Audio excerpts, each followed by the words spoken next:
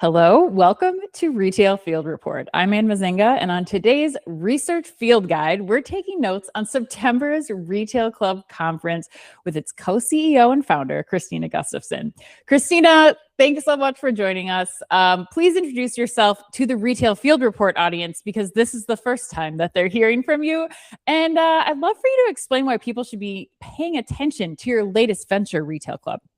I love it. Well, first and foremost, I have to say how excited I am to be one of the first guests on Retail Field Report. So thank you so much for having me. We've known each other a long time, but I guess for the folks that I haven't had the chance to meet who are listening, my name is Krystina Gustafson, as you mentioned, one of the co-founders and co-CEOs at Retail Club. Joined Retail Club with the other co-founders who had previously founded events like Money 2020, Shop Talk, and Grocery Shop. Launched just over, actually less than a year ago, and launched our first event last September. And prior to that, I was a reporter over at CNBC. I love your question about why people should be paying attention to the venture, because I feel like this is how I spend most of my days is telling people why they should be getting excited about Retail Club. I think kind of the long and short of it is, I mentioned we are the founding team behind some really industry leading events. So we've been there, we have the chops, we have the experience, we have the network, but we are also not afraid to break things and try new things. And so we're really creating what we would consider to be a modern event that really meets people's needs today. Well, I want to dive a little bit deeper into that because you've been in the business, as you mentioned, of designing and setting the agendas for the most well-regarded retail conferences, finance conferences for 10 plus years now.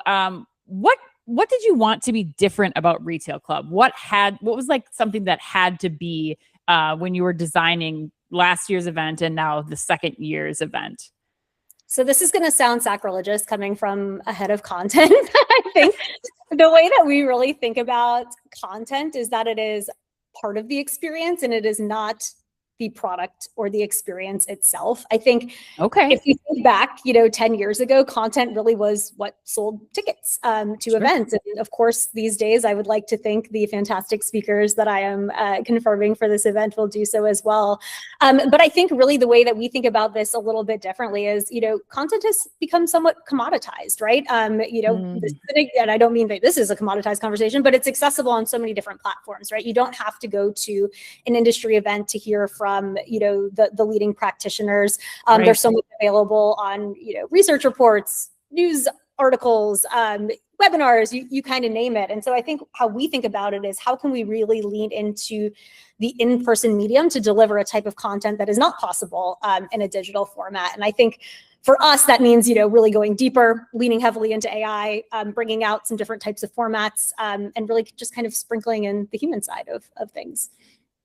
Well, now I want to hear a little bit more because, as you mentioned, content, yes, while it is more readily available to most of the people listening on this platform and others, what will and won't be the content that people will hear about at Retail Club this year? How do you make that delineation based on kind of what you were just talking about, like what's out there and readily available and what you want to make sure is featured on your Retail Club stages, Krystina?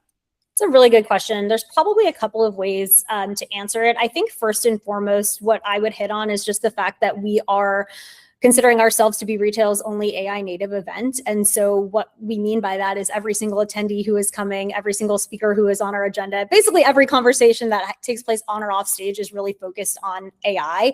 And so I think that allows a level of depth that is not possible at some events that are just kind of scratching the surface of AI or maybe not retail specific. So I think that's kind of part one, is just kind of like making sure we're really getting into the meat of things and what's working, what's not, and having real honest dialogue.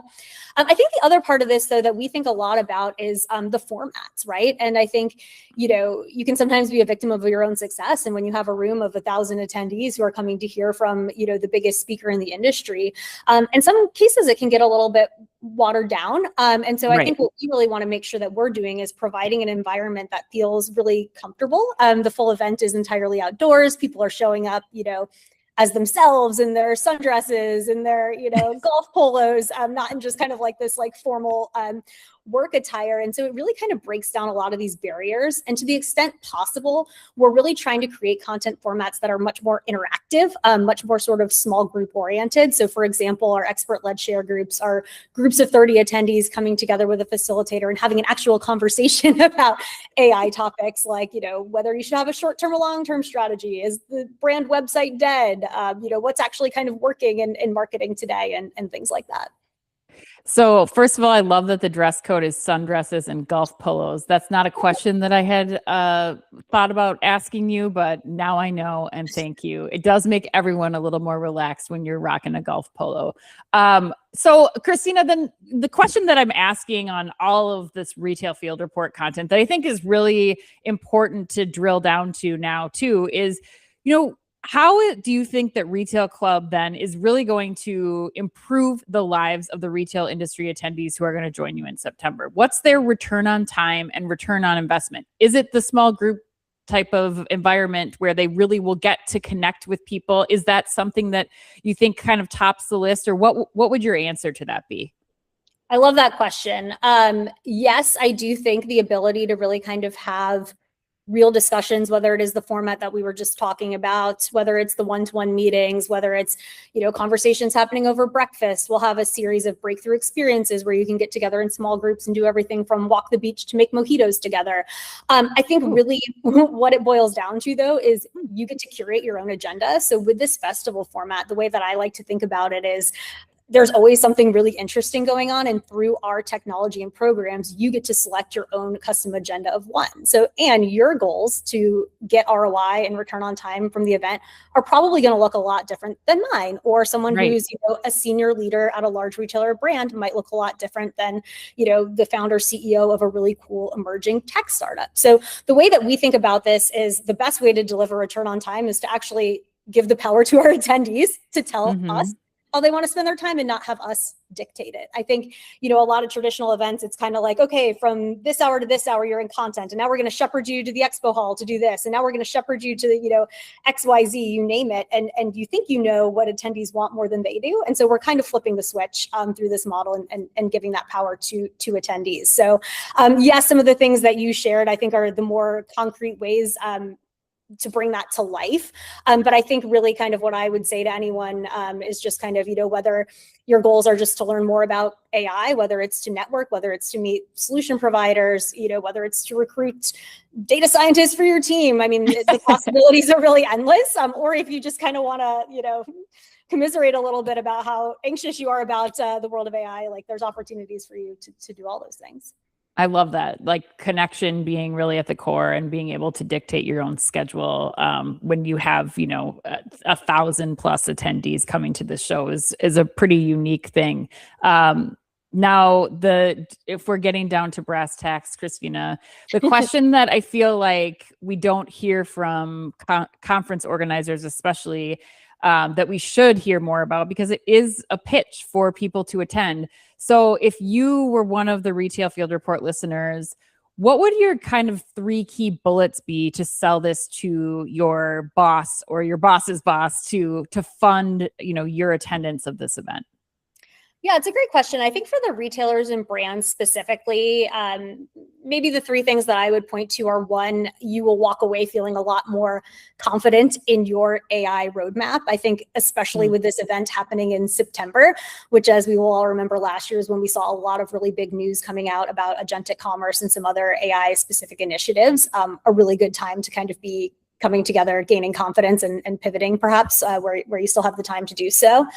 I think the idea of benchmarking would probably be number 2, and really getting a clear sense of where your peers in the industry are, as well as where consumers are in terms of adoption. So whether that's hearing from, research analysts, consultants, we actually confirmed the lead internet analyst from Morgan Stanley, who was like the first analyst on Wall Street to initiate on agentic commerce, that's going to be presenting some original research.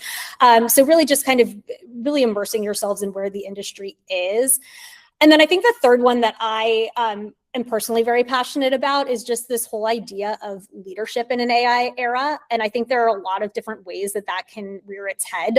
But we talked about before, there's a lot of anxiety related to AI, whether it is your own personal job, getting your team involved, how you actually kind of, bring it to life in the organization. And so we think about this really as being all of those things and kind of the hard skills, how do you learn how to vibe code as a business leader, how in depth do you need to be, but also the soft skills, right? And how do you kind of even revitalize your personal brand in an AI world? Maybe some of the skills that you always differentiated yourself on are being done by AI. So I think you cannot underestimate the human element of this and how important it is to create that culture within an organization that's going to help them really lean in on AI. Well said. I mean, I think the key call out there for me being, the benchmarking, being able to look at where other people are and give you as an independent, person in the retail industry, the ability to kind of figure out then what's the next best step for you and your organization based on the shared knowledge that you get from this event. So, well said. Okay. This is kind of a funny question, but let's be real. It's going to be the humble brag that everybody's doing from their sundress or golf polo on the beach.